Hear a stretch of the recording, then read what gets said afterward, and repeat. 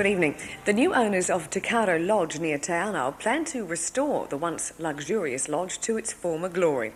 The lodge has just been sold by the receivers of Walter Peak Resort to an Australian couple.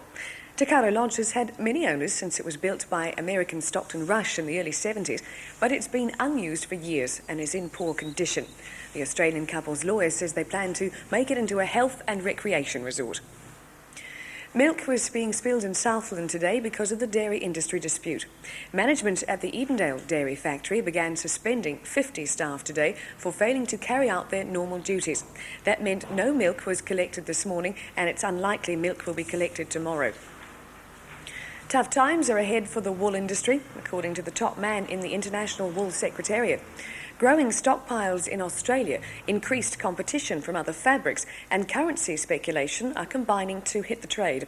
Dr. John McPhee told 300 farmers in Dunedin today. Michael Lynch reports.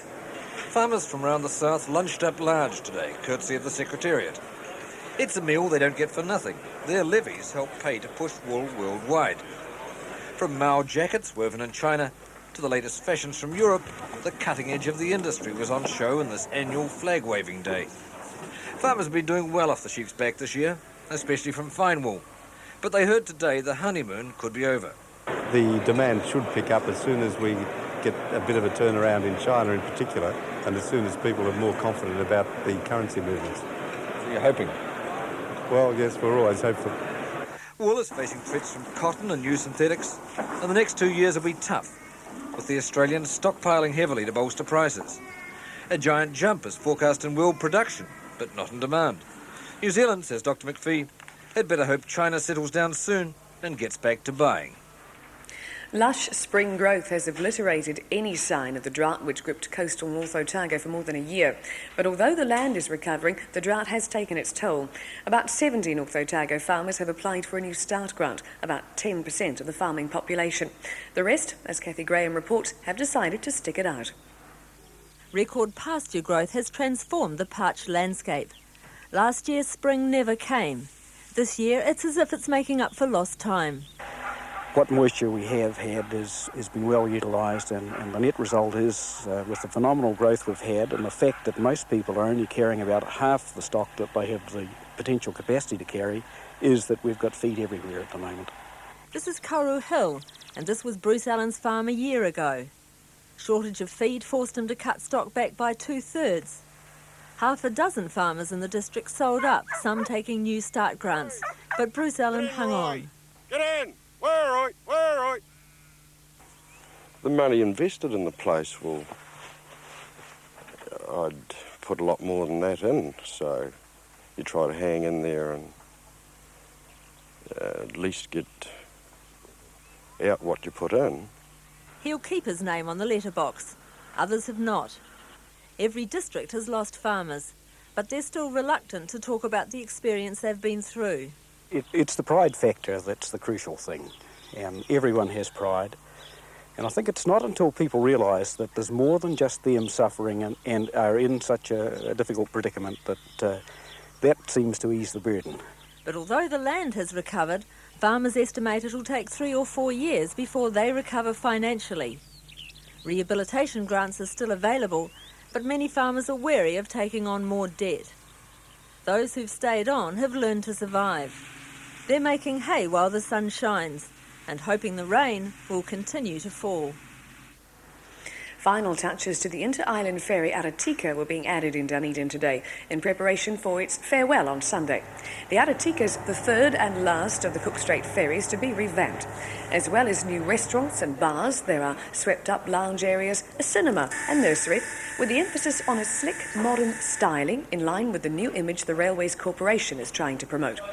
Work on the ferries has kept Dunedin Sims Engineering busy much of the year, but now it's all coming to an end. After a few checks on the ship's performance in the weekend, she'll be off home. She's due back in service on Cook Strait on Tuesday. Radio New Zealand's commercial station in Dunedin, 4ZB, leads the popularity race, according to a poll taken over the last 2 months. 4ZB has more than 45% of the audience, with 4XO attracting about 31%. And in Southland, Radio New Zealand's 4ZA has increased its ratings from 46 points to 52. The day we've all been waiting for arrives tomorrow. The new Dunedin telephone book comes into use. And with it, new numbers for 35,000 telecom subscribers. Here's Lee Davies. We've come a long way since the days when the operator said number please and we didn't have to lift a finger. That all ended years ago, and since then we've been dialing our own. 5-digit numbers were simple enough, although the post office sneaked an extra one in a few years later. This time around, some of us are staying with 6 digits, but 6 different digits from the ones we had before. And others, like those in the Palmerston area, South and Central Otago, are getting 7.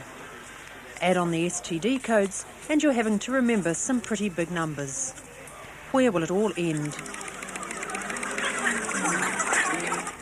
Where indeed, and if you have any problems, you should find the answers on pages 6 and 7 of the new telephone directory. 2 Dunedin dancers have combined their very different styles to create an innovative performance which they've already taken to Auckland and Wellington. It's the result of a year's work by Bronwyn Judge of Oamaru and Dunedin's Suda Ralgaskin. Kathy Graham found the two rehearsing part of their duet Incantation for their Dunedin performance.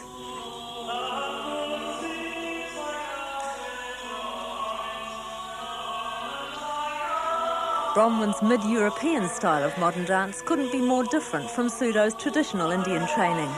The one thousands of years old, the other originating in the 1940s. Their own choreography combines the two styles.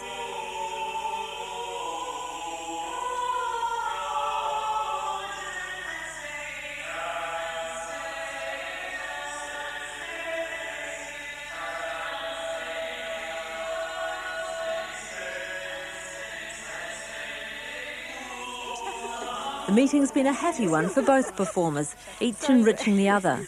But differences for dancers are easier to demonstrate than explain. In this sequence of dance, it actually gets faster and faster and faster.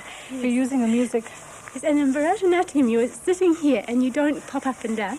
Whereas in my dance, I'm dancing up and down. Yes, you're allowed to do that. So there's exactly that is in fact her rules say she cannot do that.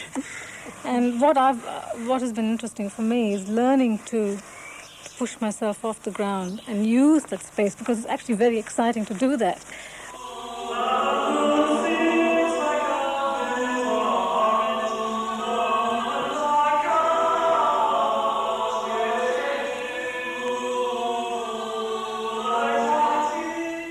And that's it from us tonight. Have a great weekend. We'll be back on Monday. Good night.